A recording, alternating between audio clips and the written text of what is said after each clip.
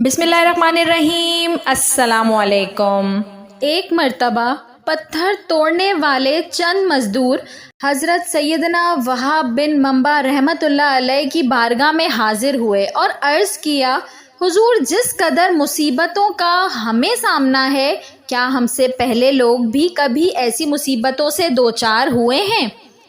آپ رحمۃ اللہ علیہ نے ان کی یہ بات سن کر ارشاد فرمایا، اگر تم اپنی مصیبتوں اور اپنے سے سابقہ لوگوں کے مصائب کا موازنہ کرو تو تمہیں ان کے مصائب کے سامنے اپنی مصیبتیں ایسے محسوس ہوں گی جیسے آگ کے مقابلے میں دھواں، یعنی ان کی مصیبتیں آگ اور تمہاری مصیبتیں دھوئیں کی طرح ہیں۔ پھر آپ رضی اللہ تعالیٰ عنہ نے فرمایا، بنی اسرائیل میں ایک عورت تھی جس کا نام سارہ تھا، اس کے ساتھ بیٹے تھے۔ جس ملک میں وہ رہتی تھی وہاں کا بادشاہ بڑا ہی ظالم تھا، وہ لوگوں کو زبردستی خنزیر کا گوشت کھلاتا، جو انکار کرتا اسے قتل کروا دیتا۔ چنانچہ اس عورت کو بھی اس کے بیٹوں سمیت بادشاہ کے سامنے لایا گیا۔ اس ظالم بادشاہ نے سب سے بڑے لڑکے کو بلوایا اور کہا، یہ خنزیر کا گوشت کھاؤ۔ اس مرد مجاہد نے جواب دیا، میں اللہ عز و جل کی حرام کی گئی چیز کو ہرگز نہیں کھاؤں گا۔ بادشاہ نے جب یہ سنا تو حکم دیا کہ اسے سخت ترین سزا دی جائے۔ جلاد آگے بڑھا اور اس کے ہر عضو کو کاٹ ڈالا اور اسے شہید کر دیا۔ پھر ظالم بادشاہ نے اس سے چھوٹے لڑکے کو بلایا اور اس کے سامنے بھی خنزیر کا گوشت رکھتے ہوئے کہا، اسے کھاؤ۔ اس نے بھی جرأت ایمانی کا مظاہرہ کرتے ہوئے جواب دیا، میں اللہ عز و جل کی حرام کی گئی اشیاء کبھی بھی نہیں کھاؤں گا۔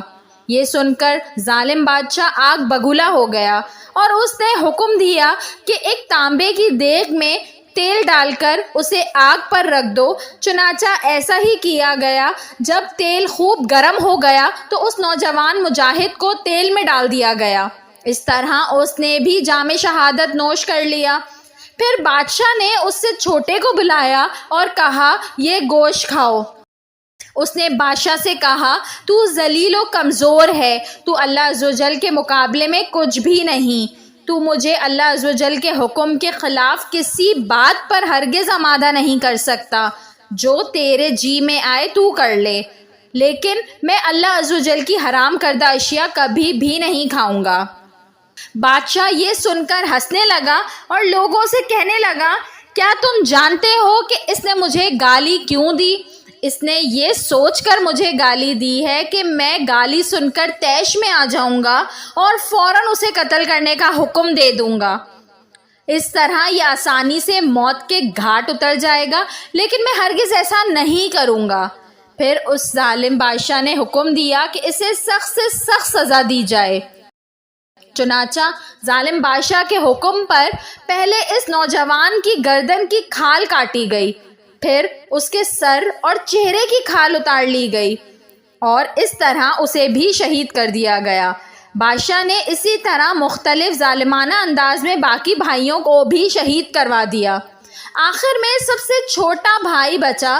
بادشاہ نے اس کی والدہ کو بلایا اور کہا، میں تیرا بھی یہی حشر کروں گا، اگر تو اپنی اور اپنے اس بیٹے کی سلامتی چاہتی ہے تو اسے تنہائی میں لے جا کر سمجھا، اگر یہ ایک لقمہ کھانے پر بھی راضی ہو گیا تو میں تم دونوں کو چھوڑ دوں گا، پھر تم من پسند زندگی گزارنا۔ اس عورت نے کہا، ٹھیک ہے، میں اسے سمجھانے کی کوشش کرتی ہوں۔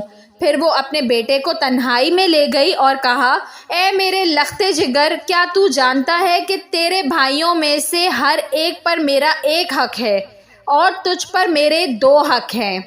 وہ اس طرح کہ میں نے تیرے بھائیوں کو 2 سال دودھ پلایا تھا، تیری پیدائش سے چند دن قبل تیرے والد کا انتقال ہو گیا، پھر جب تیری ولادت ہوئی تو بہت زیادہ کمزور تھا، مجھے تجھ پر بڑا ترس آیا اور میں نے تیری کمزوری اور تجھ سے اپنی شدید محبت کی وجہ سے تجھے 4 سال دودھ پلایا۔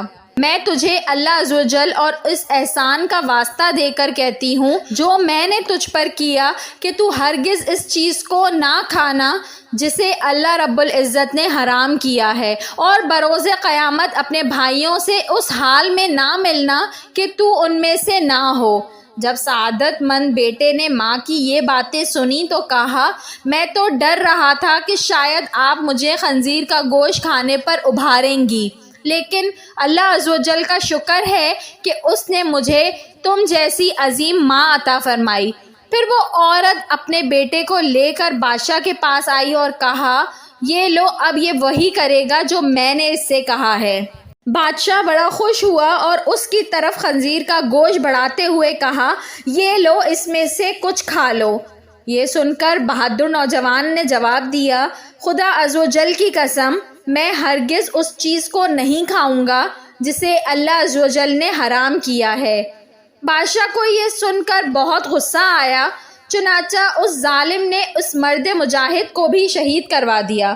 اس طرح یہ بھی اپنے بھائیوں سے جا ملا۔ پھر بادشاہ نے اس عظیم عورت سے کہا، میرا خیال ہے کہ مجھے تیرے ساتھ بھی وہی سلوک کرنا پڑے گا جو تیرے بیٹوں کے ساتھ کیا ہے۔